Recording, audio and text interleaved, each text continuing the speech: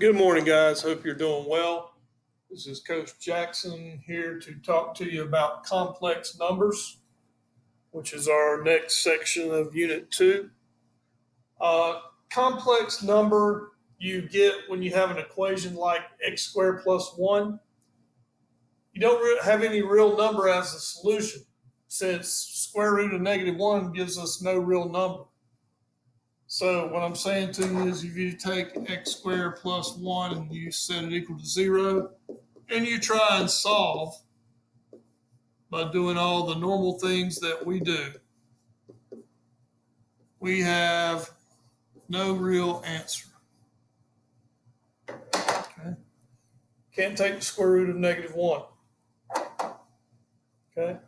So what we do, somebody devised a way that we can use what's called imaginary numbers to represent solutions to these type of equations. So what we're going to do is we're going to let the square root of negative 1 represent I, the lowercase letter I.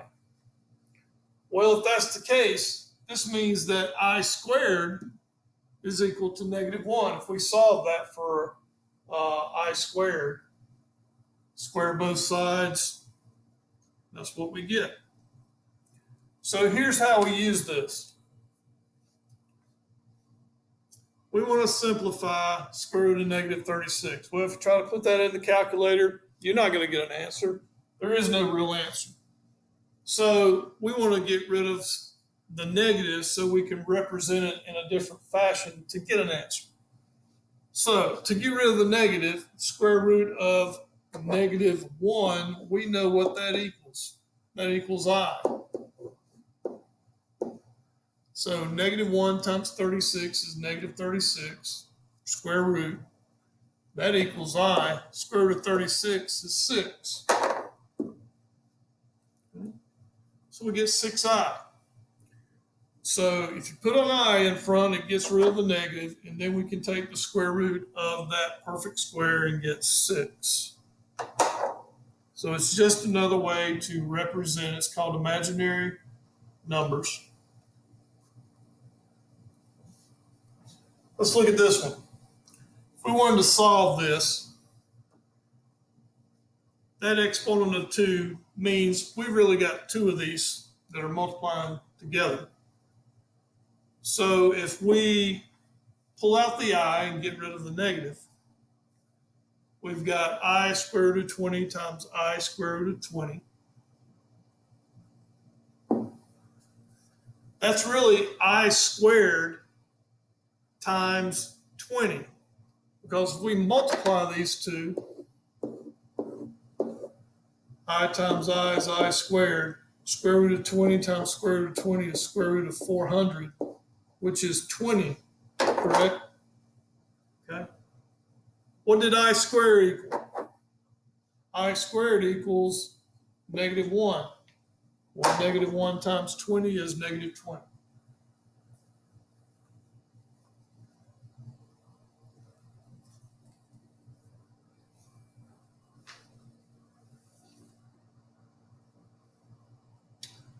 Next one, if we look at this, we got square root of negative 3 times square root of negative 7.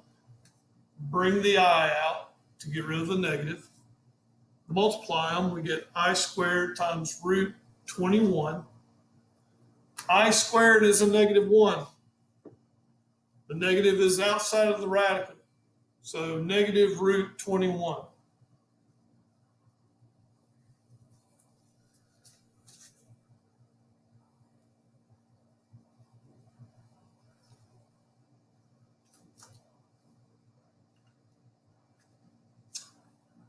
Talk a little bit about a complex number. Complex number is a real number with an imaginary number also. And it's usually written in the form of the real number first plus the imaginary.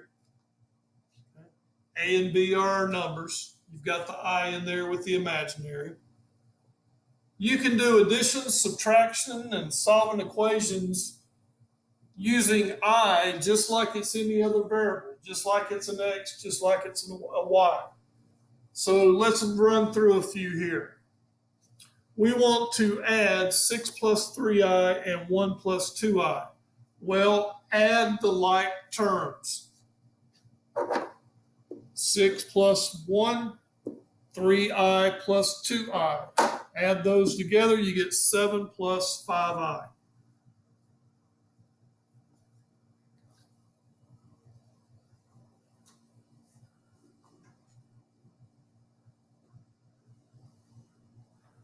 Next one, we've got 5 minus i minus 2 minus 4i. So once again, we're going to do 5 minus 2, and we're going to do negative 1i minus a negative 4i. And when we do that, we get 3 plus 3i.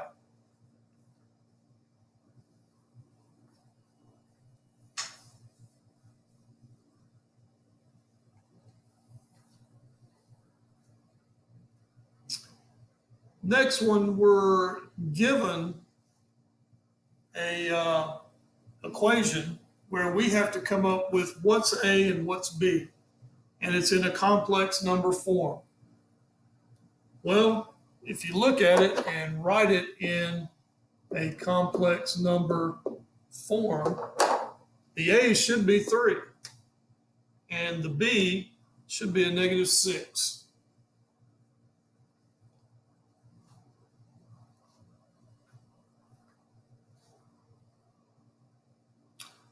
Next one, we have A plus 4 plus 5bi equals 8 minus 10i.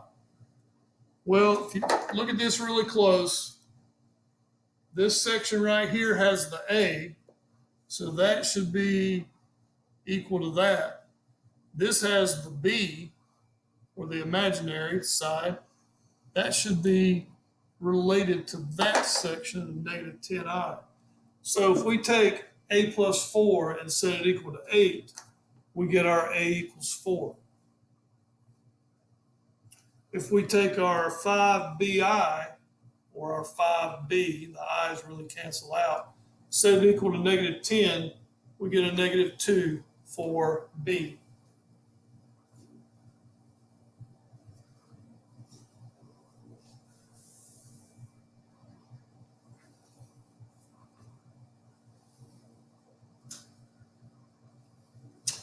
All right, so when multiplying, make sure you turn any I squareds, simplify them back down to a negative 1. And we're going to go through some problems to make sure we know what we're talking about here. I'm multiplying 2 times 17 minus 5i. So 2 times 17 and 2 times negative 5i. Okay. Should be 34 minus 10i. There are no I squareds. We don't have to worry about simplifying that.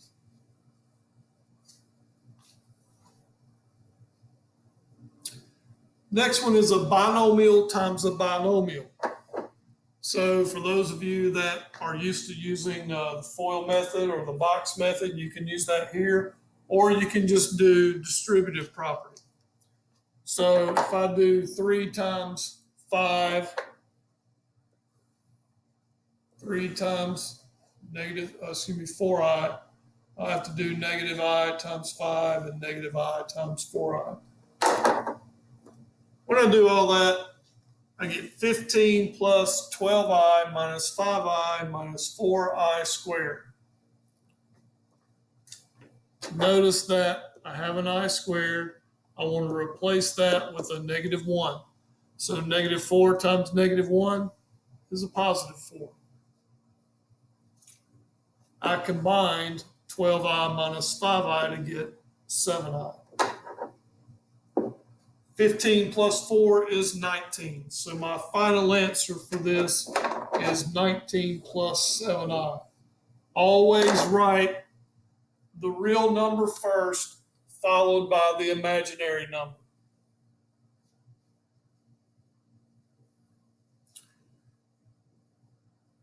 Next one, 1 plus 7i all squared. That's 1 plus 7i times 1 plus 7i. That's 1 plus 14i plus 49i squared. That becomes a negative 1. We simplify, negative 48 plus 14i.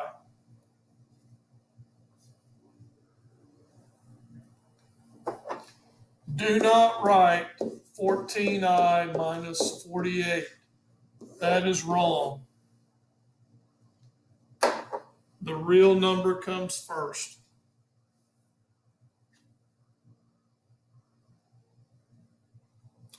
Here's one that we're going to have. We've got some radicals with negative numbers underneath. So we're going to have to fix that. We're going to have to write it with imaginary number. So we got rid of the negative underneath by bringing the I out front. And then we're going to use distributive property. So 2 times 6 is 12. I square root of 3. Well, he did the 2 next. 2 times negative I square root of 5 is negative 2I square root of 5.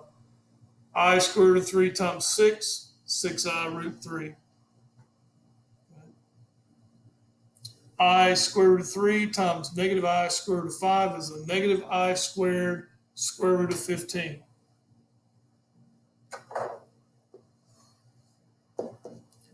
The I squared gets replaced by a negative 1, which makes this a positive root 15. There's no other like terms. So that's our final answer.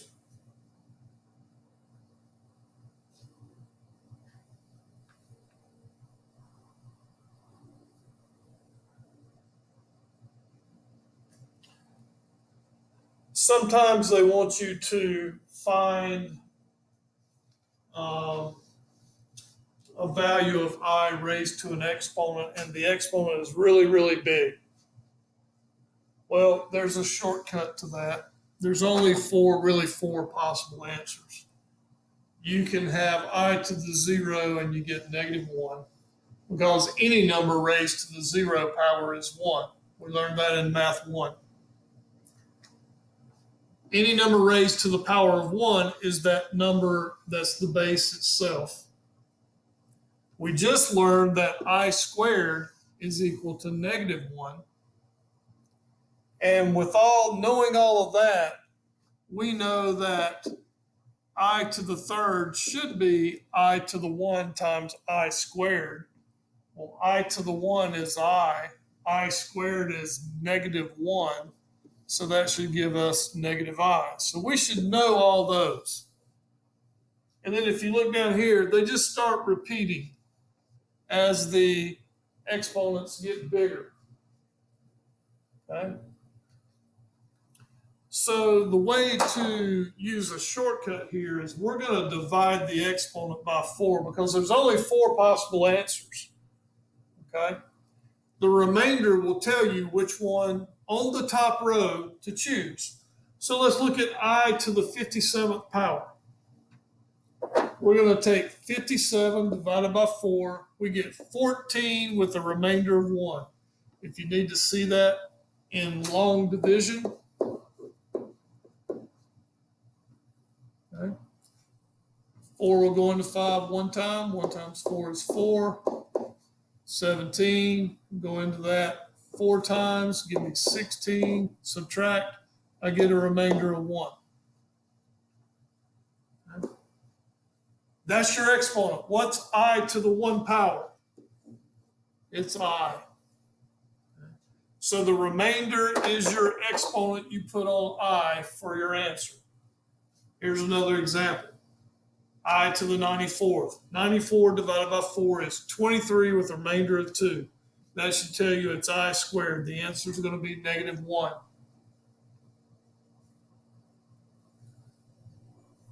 Okay, so be prepared to calculate what I is with a high exponent. When you're multiplying two complex numbers that are conjugates, conjugates are only the sign changes. The real and the imaginary numbers are the same. So here we got 4 plus 5i and 4 minus 5i. When you multiply these two, it eliminates the imaginary number. Okay, it'll eliminate the imaginary number. Here's how it works. If we multiply these, we're going to get 16 minus 25i squared. Well, we all know that I squared is -1. And if we do the math, we end up with a real number, 41. So we can use this method of multiplying by a conjugate to eliminate imaginary numbers in our denominators because we don't want them in our denominators. So what's the conjugate of 1 minus I? Well, the conjugate would be 1 plus I. So I want to multiply the top and the bottom, the numerator and the denominator, by 1 plus I.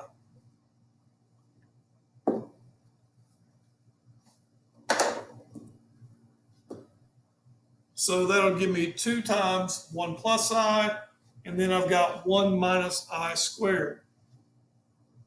We all know what to do with the I squared. We're going to replace that with a -1.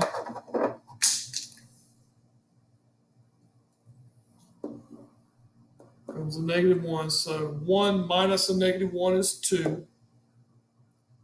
2 times 1 plus I, if we distribute, we get 2 plus 2i. And if we do the math by reduction, we get 1 plus I.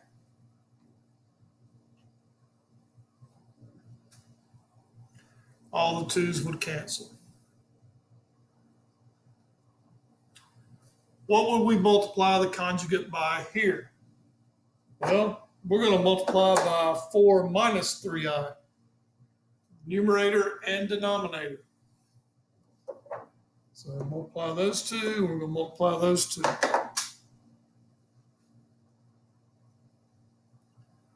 When we do that, this is what we get. We've got an I squared in the numerator and the denominator. Those two locations. Don't forget to replace that by -1. When we do that and simplify,